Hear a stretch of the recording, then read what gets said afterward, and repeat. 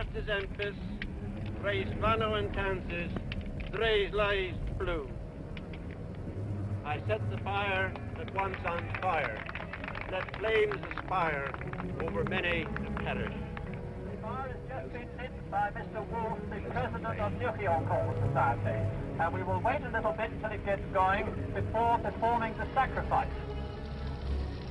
Night bonfires to signify some incoherent, long-forgotten message. Obscure dawn rituals to gratify the ancient fertility of the sun. This is one idea of life in the Stone Age in Britain, a savage grandeur, profound mystery. But was it necessarily so? Up and down the country, in Scotland and England and Wales, there are hundreds of prehistoric sites drowning in mist and heather, as remote and incomprehensible as the men who put them there at vast expense of toil 4,000 years ago or more. Stones in circles. Stones standing in stiff-shouldered lines, marching nowhere, doing nothing. What were they for? Why should a simple, primitive people scratching a living from the land go to such trouble to build these seemingly pointless monuments in the middle of nowhere? Was it simply for ritual or for ceremonial? One man claims to have found in the stones a reality about our ancestors more fascinating than any fiction.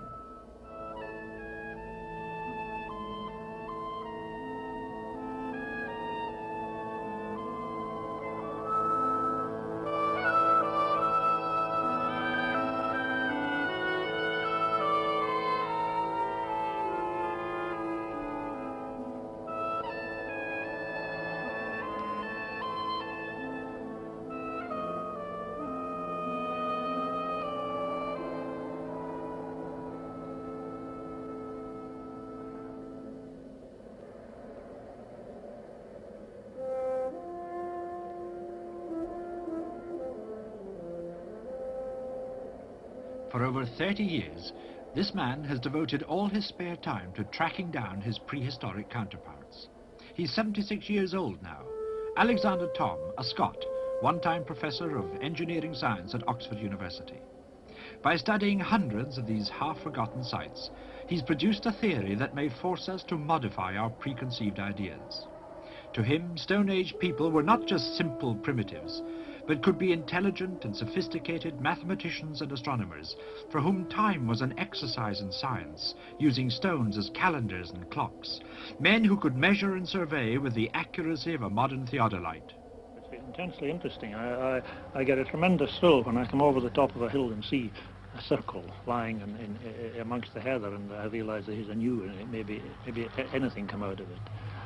You assume now that there must be some reason, some scientific or mathematical reason for the stone being there, and therefore you are not content until you've cracked it. Well, in some cases you can't get anything because there may only be one or two stones left, and the site's incomplete. In other cases, well, it took me 20 years to crack the most important of all. It was worth cracking. Glyn Daniel. I think the first thing one must remember is that all professional archaeologists are beset by the lunatic fringe of archaeology. And the second thing to remember is that Professor Thom is not part of this. At his home near Dunlop in Ayrshire, Thom buries himself every day in a converted hen house to process the patient surveys that have set the world of conventional archaeology by the ears. Professor Stuart Piggott. As archaeologists, we are sometimes accused, as other people are in specialized disciplines, of being a closed shop and preventing unorthodox and new ideas.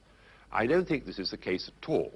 We are perfectly prepared to accept new ideas if they are examined and stated in the terms of archaeological evidence. In other words, you've got to be an archaeologist before you can start putting forward new ideas about archaeology. Well, Professor Thom is not an archaeologist. He's an engineer. He's established to his own satisfaction that Stone Age man used a standard unit of length for all his work, a megalithic yard of 2.72 feet precisely that was consistent throughout Britain, implying an organized society with an agreed yardstick. His theories about megalithic geometry and astronomy have been described as putting a time bomb under archaeology. Take Avebury Ring, for instance. To him, not just a prehistoric temple, a stupendous exercise in Stone Age geometry made by mathematicians and astronomers. And this is the nub. For Thom has found dozens of alignments between individual stones and the setting and rising positions of the sun 4,000 years ago. He subjected all these observations to statistical analysis.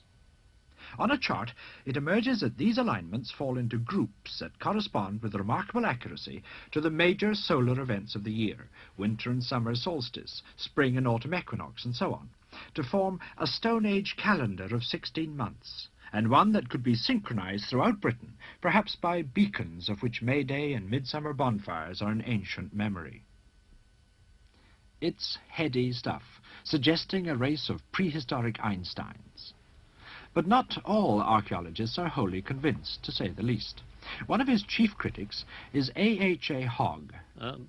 That I question. How much of the prehistoric Einsteins' calculations have been put in by Professor Thom, inadvertently? Ewan Mackay. I think there is a very real danger that we may underestimate what our prehistoric ancestors were capable of, simply because we perhaps subconsciously tend to assume that the evidence we have is the only evidence. So what Thom has done is he's emphasized, by studying not only the grand monument like Stonehenge, but all the stone circles in the north of Britain, he's studied these things and made us appreciate again, all of us, that there was an accurate body of engineering and mathematical knowledge in times which are very long ago. But good, simple herding societies, semi-nomadic even, really have this very elaborate mathematical systems and astronomical systems. Nothing you see could be recorded or handed on. But we know already they were accomplished engineers. Richard Atkinson is one of the few archaeologists with the knowledge to evaluate the mathematics of it. I think that this has to be taken very seriously indeed. No one, I'm sure, is going to question the accuracy or the comprehensiveness of the evidence which Professor Thom has put before us. Where people are going to have difficulties with the implications of the evidence.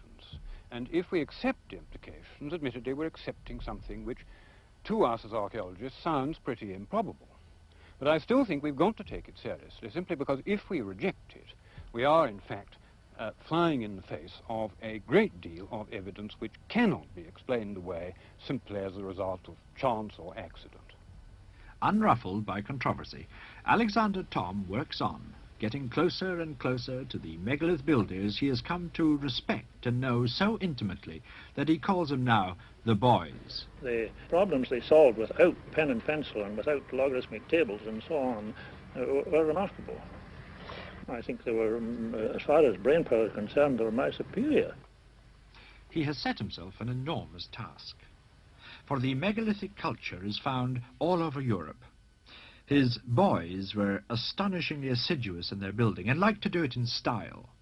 The scale is sometimes breathtaking.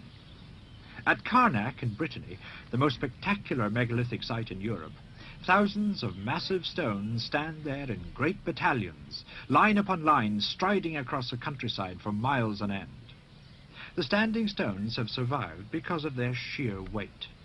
So have many of their tombs, roofed with great slabs of stone, some now stripped of their covering of soil and exposed to the light, others in the form of covered passage graves.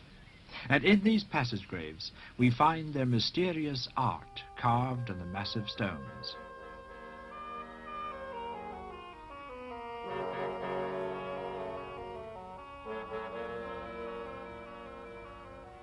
Carnac is not the only place where stone alignments have survived. There's the Avenue of Stones at Avebury, for instance, but on a much smaller scale. On Dartmoor you find similar lines of stones, but unlike the Carnac lines, they don't stride over the countryside. They trudge on aimlessly for miles.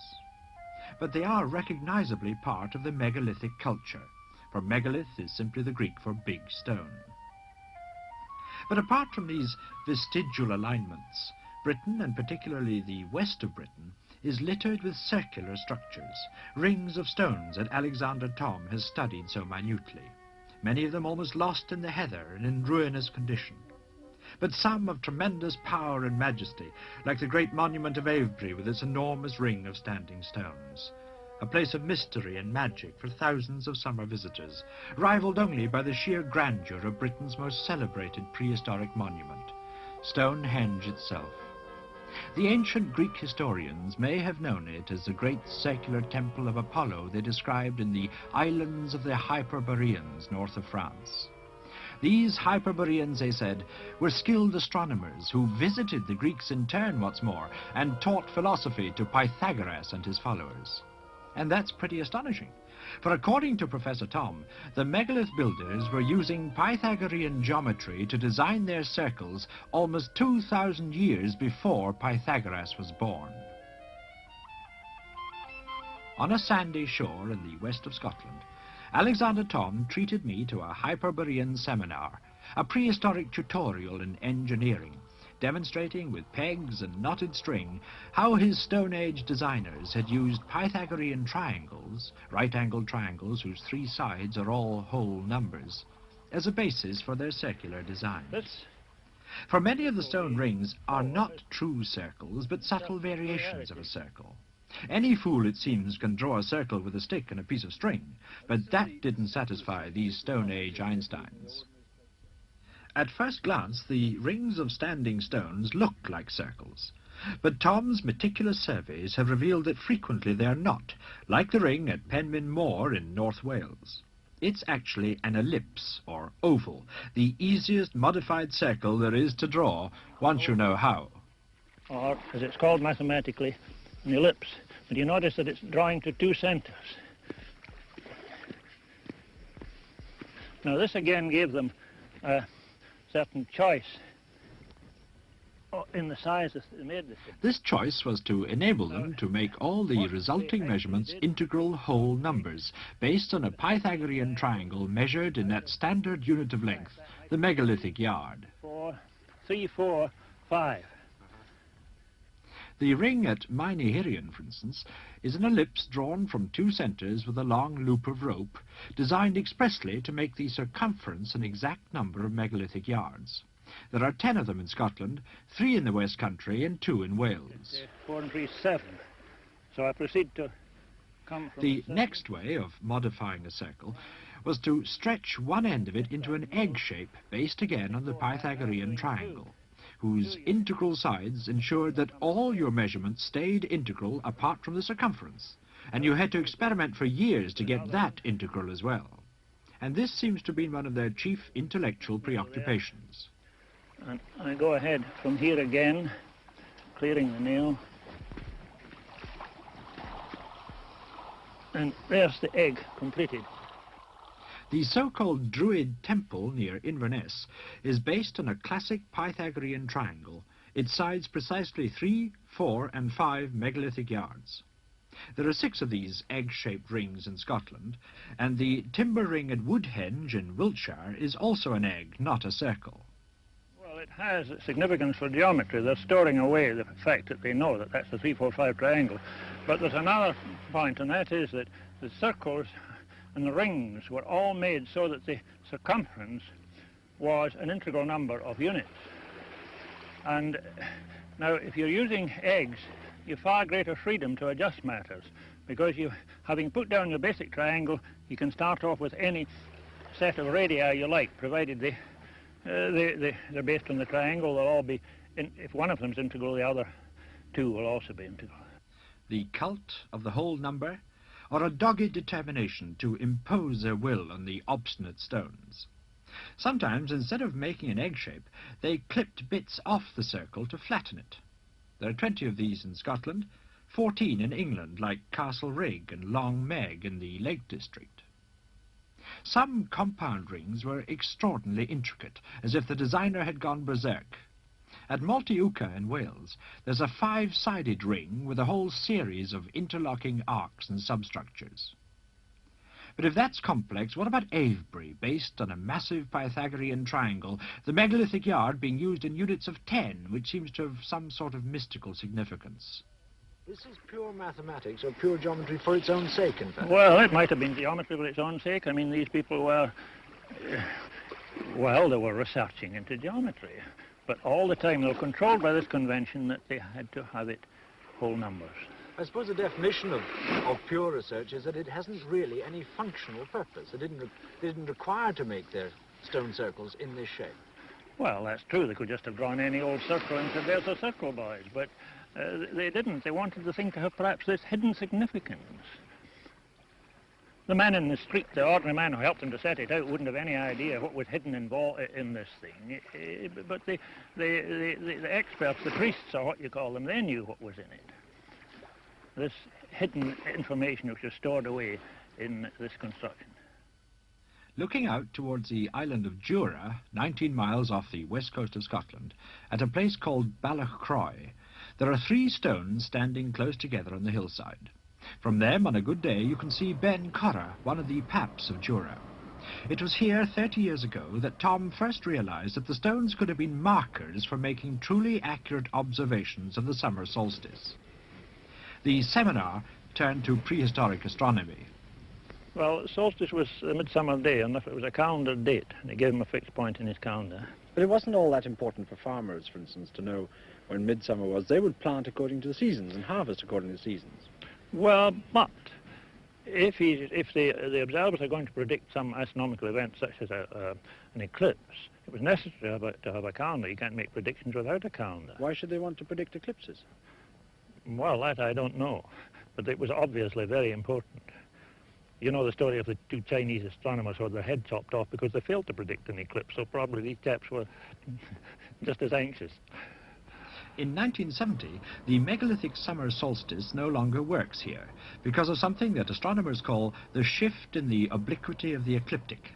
The Earth's axis is tilting, which means that the midsummer sun is setting a little further south each year. The difference can be calculated and allowed for, and Thom has worked out that in 1800 BC, an astronomer at the stone would have seen the setting sun just twinkling down the right-hand slope of Ben Curra and known the exact day of the summer solstice for his calendar. But the point about this site is that it gives you a real accuracy, an accuracy of a minute of arc. What's that? A minute part of a degree, 60th part of a degree or better. You can get here. Such as quite impossible with, for instance, the Heelstone in Stonehenge. Now, how did they operate this if it was a solar observatory? How did it work? Well, as the solstice approached, the sun was coming up, getting a little further to the north every night as it set. Eventually, when it was near the solstice, it was very near the slope of Ben Curra, and the observer would have to move along here, notice right along the line of the stones, till he was perhaps somewhere out here, and he would move along here until he got the sun, the edge of the sun just twinkling down the slope of Ben Curra, and he would mark it. The next night he would find it to move along a little, get into the same position, he'd mark it again. By the time he got to the stones, he knew that the sun had reached its extreme position, and it was the solstice. Was this a case such as we had with geometry, that they simply wanted to know about calendars and astronomy as knowledge for its own sake? Or was it all put to some use? Well, I think eclipse prediction was one of the things, but also there was the fact that just as today our astronomers like to produce a time and a calendar which is exact, to a fraction of a second, if you like. These people were working to a fraction of a day. And they wanted to be accurate, just the same as our scientists today want to be accurate. They wouldn't have been scientists if they hadn't tried to be accurate. Now, what is it that you do with your theodolite that Stone Age man was doing without his theodolite? What are you doing when you keek through it? When I keek through the theodolite, I'm determining the exact azimuth of, the exact bearing of the various points along the hilltop. I must get these exact to a minute part of a degree, so that I can do the calculations and say exactly what the declination was, and so I know that it was the edge of the sun that was coming down Ben Curra. Well, let's have a look and see what happens when you peek through it. Now you stare through this. You take a bearing on the stone? No, I don't touch the stone. I have previously from the sun determined the bearing of a reference point. by looking on the sun and using my watch. So I know the exact bearing of some reference point. So I get onto the reference point like this, set it on exactly, and now this is now set. Clamp up this, I can turn on to Bencora. I can do as many points along the slope of Bencora as I like, one after the other. So this is how you can tell precisely how the sun was setting in, what, 1800 BC? Exactly. I can only use a theodolite because I can't look at it in 1800 BC. They could, but I can't. I mean, the present position today would be way up there somewhere because of the change in the obliquity of the ecliptic. The sun is not coming so far up in the summer or so far south in the winter. The Paps of Jura could apparently be used as an astronomical foresight to observe the winter solstice as well, from a place on the mainland called Kintraw, 30 miles away.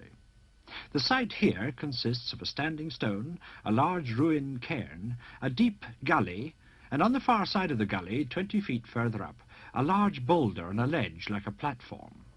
No one had paid it any heed until Thom went clambering up that tricky slope in search of a prehistoric observation platform. Because I couldn't see how these boys had got the position without getting up.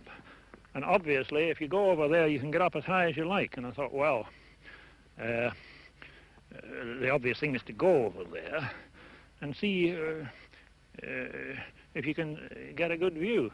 Took the theodolite over there, and then I found myself on the platform.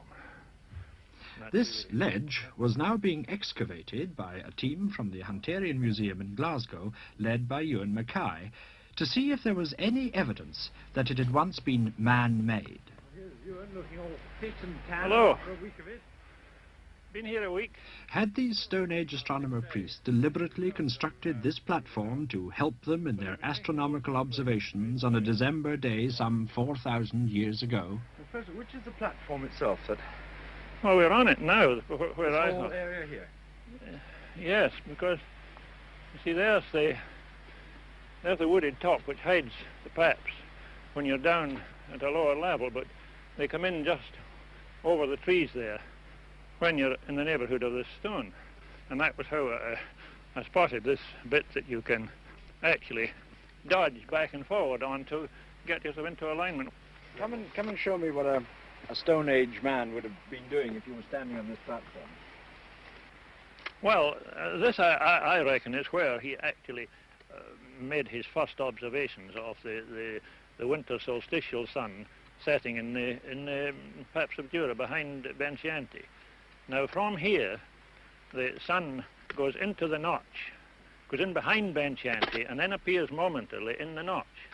This notch, where the knoll is there? The notch is just over the knoll, just above where the standing stone appears from here. Now, the sun at the winter solstice setting went behind Bencianti completely, out of sight. And then it reappeared momentarily in the gap. Now, the problem for the megalithic observer here was to get himself into such a position that it just twinkled in the gap, in the V. Now, by very, very careful observation, I've established that that happened just here, about 1800 BC. Now, to get into the correct position here, to move along here very rapidly, because he only had a few seconds while it was showing, he had to get into the position where it would just twinkle and no more. Now, that was a dangerous operation. If this hillside came straight down, he could have tripped when he was doing the side movement. And therefore, I reckon he used this platform. The whole point is that here is a platform which is in exactly the right position, exactly the position that megalithic man wanted for making his observations over there. And it seems, well, I'm perfectly certain he did use it. Whether it was natural or not, I don't know. I suggest that's a parapet to prevent him falling over. Well, what are the chances that it was man-made, Ewan? I would say about 50-50. What would have proved it one way or another? Well, some concrete sign of human activity, like a potsherd or a post hole, a stone socket, perhaps a piece of charred timber, something like that. But we haven't had any of those.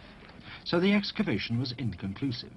But the significant thing is not so much that no material evidence was found on this occasion to corroborate the theory, but that for the first time a professional archaeologist has given time and attention to looking for it. Ewan Mackay.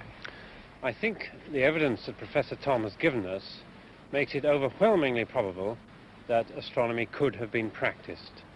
And it seems to me that it's up to us as archaeologists to make an all-out effort to investigate at as many sites as we can whether in fact Neolithic man did do this, did do the things that Professor Thom has shown could be done. The theory of simple solar observatories isn't too hard to accept, perhaps, but at a site called Temple Wood in Argyll, Thom takes things much further. At Temple Wood there's a small stone circle, but it's not the circle that interests him. It's a group of 5 standing stones a couple of 100 yards away across the fields. The large centre stone had a special significance for Alexander Thom and for the Stone Age astronomer priests he thinks erected it. Well, this stone's at the centre of what, in my opinion, is the most important lunar observatory in Britain. It's nothing to do with the sun, it's lunar.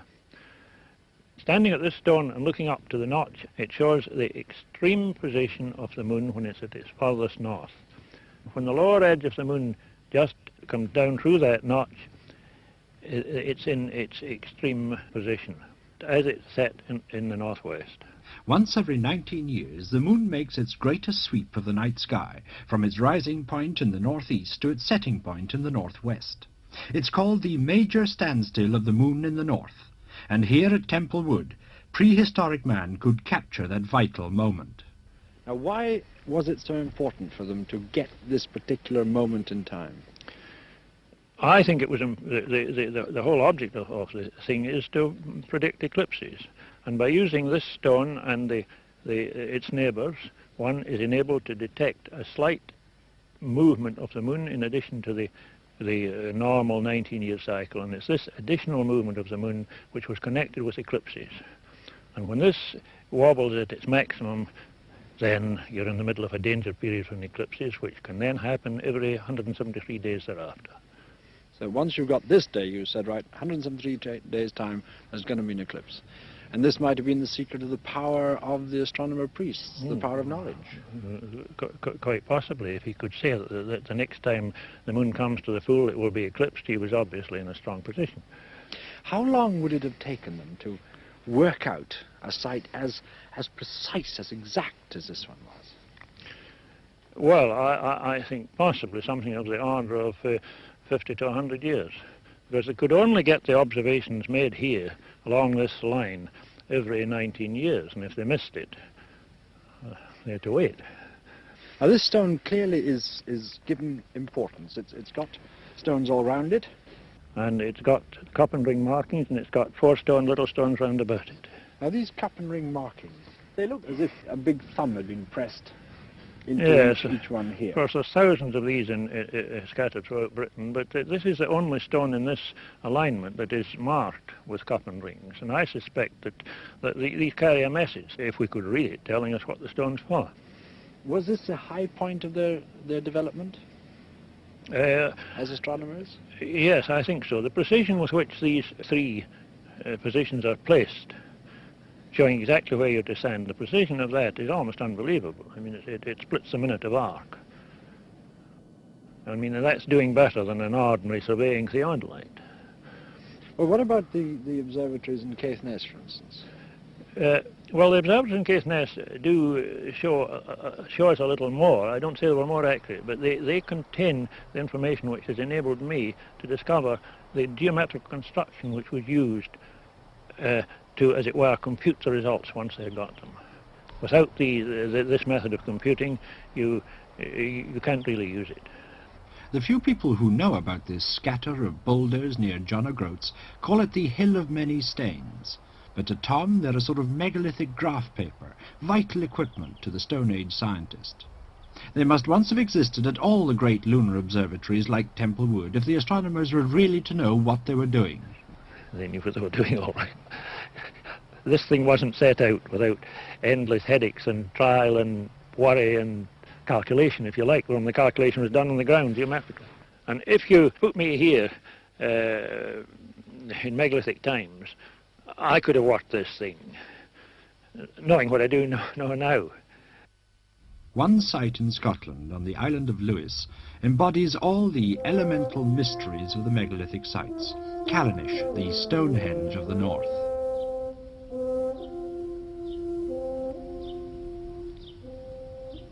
It's a magical, haunting place. It's to Callanish that Professor Thom comes back again and again to refresh his sense of intimate connection with his prehistoric fellow scientists. For Callanish, so exactly aligned on a north-south axis, embodies so many features of megalithic astronomy, circle and alignment, solar observatory and lunar observatory combined. And it was Callanish that inspired him many years ago to try to crack the Stone Age code. Well, I've sailed this coast since 1912, and 1 year we had gone out through the Sound of Harris, so you know what that's like, and you know what it's like on the outside. It's just always blowing. It's like the gale frequency up there is about 3 times what it is at Tyree. A filthy coast too, exposed and open. So when we had done about 40 miles from the Sound of Harris up to the mouth of Bollochroy, down Gallen Head, great seas pounding away on the islands there, I thought, well, we'd better go up into Bollochroy. And we sailed up Bollochroy, far up as we could go. And so there was a little bay there, and the light was going. I thought, we'd better just anchor here. Put the pick over, and then dinner came on. We got the mainsail down, and then we looked up, and the moon was rising. And silhouetted on the moon were the Callanish stones, sticking up like fingers on the moon. On the island skyline of Lewis, the cruciform shape of Callanish draws him like a magnet still. The big stone inside the circle is aligned exactly north and south and could have been put to many uses. A multi-purpose pointer for detecting midday, or to observe the wheeling of the stars across a meridian. And there's an alignment exactly to the west which could have shown the equinox. Jaquetta Hawkes. I believe the thing is that he gives himself always so many choices. I see him as a man surrounded by loopholes. You see, he has so many instruments on the one hand. It can be the top of a stone, the gap between stones, it can be something in the foreground, it can be what he calls a foresight, some natural thing you pick out on the horizon. And then also so many objectives, different phases of the moon, sunrises and sunsets, summer and winter, 12 major stars. And really there is a vast amount of choice there, so that if you don't find one thing, you'd find another. The mountain called Clisham is the setting for one of Thom's favourite observations, to demonstrate moon wobble at the major standstill. The moon brushes the top of the mountain as it goes sailing by. 87 days later it would reappear. It would pass Clisham again, but this time it wouldn't brush the top of the mountain. It would pass right behind it and touch the horizon just in the valley to the right. And so the two extremes of the wobble, which was only rediscovered by Galileo, could be observed from the stone circle of Callanish. Or that's the theory, at least. I haven't studied the astronomical side in detail, but I don't find any great difficulty in accepting it. I don't think, though, that Professor Thom has made his case for either the megalithic yard or for the use of Pythagorean triangles as a basis for setting out the rings which are not truly circular. Humphrey I think Case. Thom has demonstrated absolutely clearly with his accurate surveys that they were laid out in this way. He has also demonstrated what was a matter of guesswork beforehand, that they were accurately laid out to within 30 seconds of arc on celestial bodies, the movements of the sun and the moon and the first magnitude stars. This does seem to be impossible, that people who have no kind of way of making a record to hand on to the next generation could possibly go so far. Mr. Thom believes that they actually could predict eclipses and that they could understand the lunar cycle of 19 years. And yet this was 1,000 years before they began to be able to do such things in a high civilization. I mean, after 500 BC, round about then, when the Greeks and the Mesopotamians, the Babylonians, did it between them. It's a little incredible. In my view, within a farming community at certain times of the year, there would be unlimited time to speculate on the heavenly bodies and experiment with geometrical layouts. I'm sure these people were every bit as intelligent as ourselves. I think one needs to realize in dealing with this sort of thing, as well as in considering the geometrical setting out, that the fact that something could have been set out in a particular way is no proof that it was so set out. A number of people, of course, have dismissed Thom's findings simply because they don't understand them. But there are one or two, particularly I have in mind Mr. A.J. Hogg, who have made serious criticisms. These are obviously got to be listened to, but I don't think, because they're directed on a very narrow front, that they really affect the soundness of the ideas that Professor Thom's put forward. The obvious next move was to see how far the theories could be carried. So Chronicle invited Alexander Thom to Brittany to find out. Carnac is the Mecca of the megalithic world.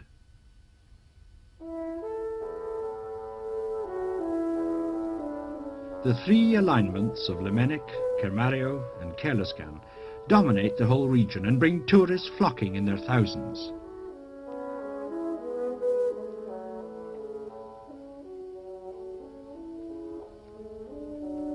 So Alexander Thom, who beforehand knew the site only from books, recruited his team from his prolific family and also from America and Australia, and descended on Carnac in search of further mathematical facts. What might he expect to achieve there? Glyn Daniel. Well, I think three things. First of all, we shall have, for the first time, an accurate survey of these astonishing alignments with many thousands of stones. But secondly, we shall know about the things that happen at the end of these rows. Now, most people, when they come and visit Carnac and these alignments, they just say, oh, well, they're just great stone rows. But what they miss is that they're broken up into several series. And at the end of each series of rows, there is a half ellipse, or an ellipse, or nearly a circle. And we shall find out whether they were built on the same kind of geometrical system as the stone circles in Britain. But the third thing is that he will be able to apply his astronomical ideas. I mean, do these alignments point to any significant place in the heavens? And there are interesting outliers. Do they point to other places, so that we shall be able to see whether in this area of northwestern France, perhaps the most important area of megalith building in the whole world, whether they have some astronomical significance too. And that will be very intriguing.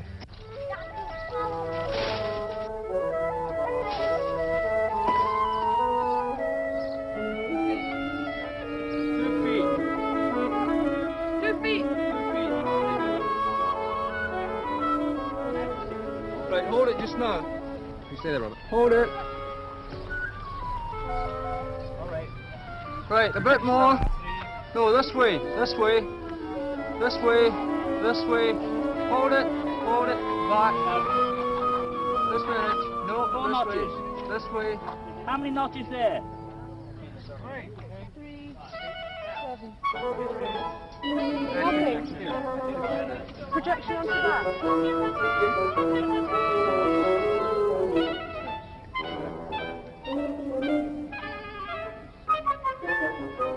For 3.5 weeks they toiled in the sun, surveying, measuring and plotting these monstrous alignments and the other extraordinary monuments of Carnac.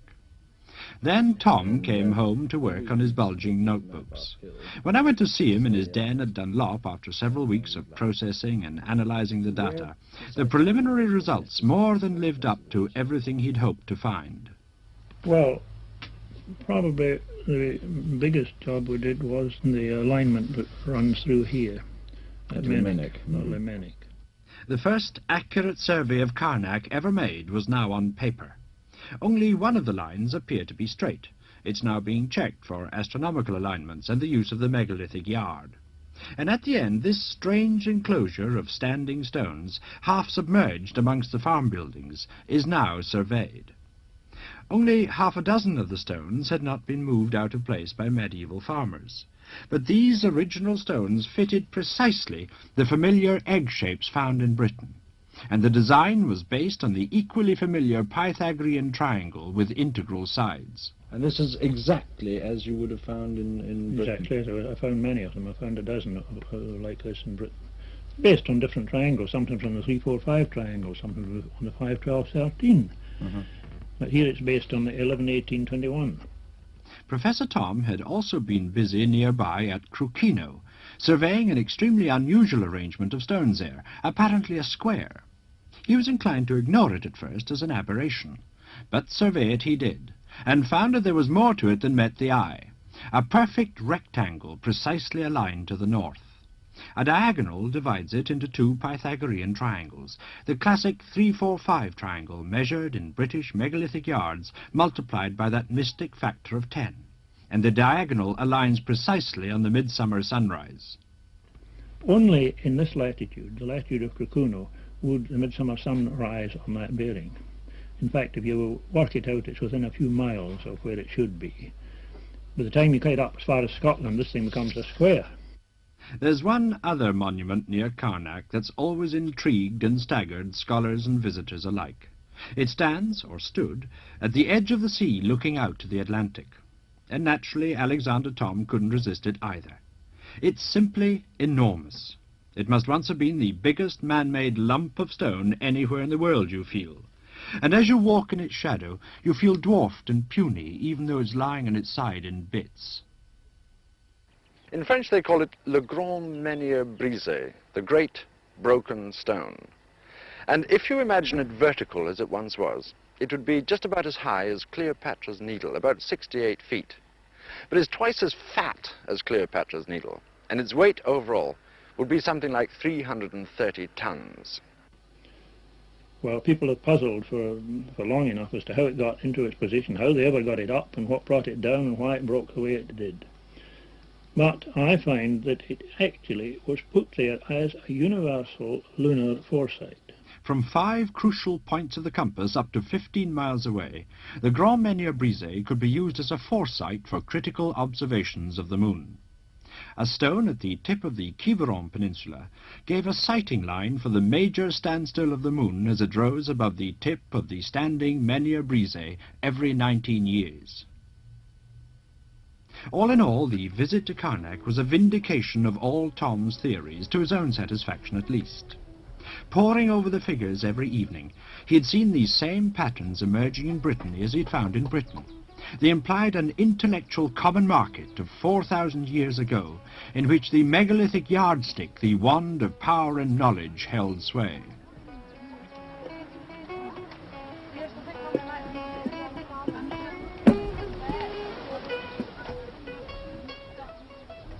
Alexander Thom is not the first man to try to prove that megalithic monuments might have been used once as astronomical observatories.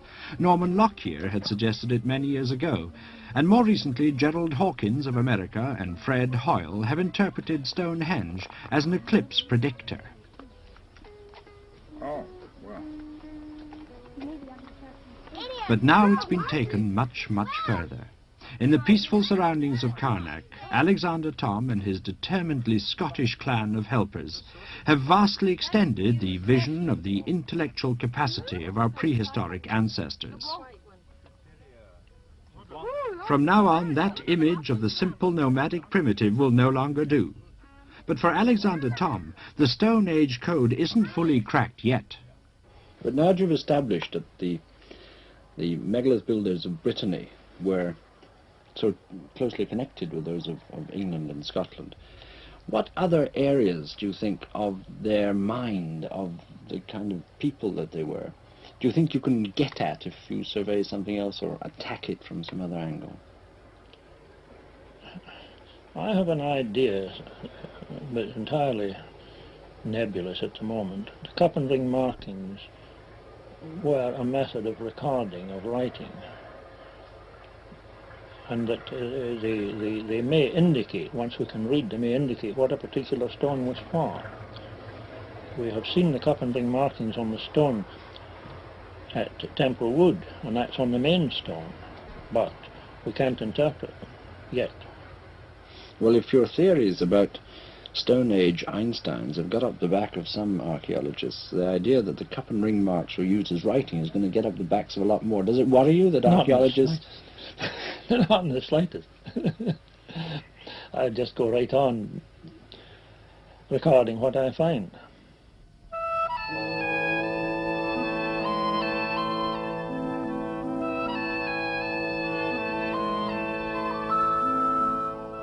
Prehistoric man at this time isn't supposed to be like that. Shows us that we should not have closed minds, that we should always be prepared to accept new evidence. And that seems to me to leave too many loopholes. For me, I am prepared to wait. These people were every bit as intelligent as ourselves. And I do not think that his proof is sufficiently strong. It does seem to me that they do have to be taken seriously.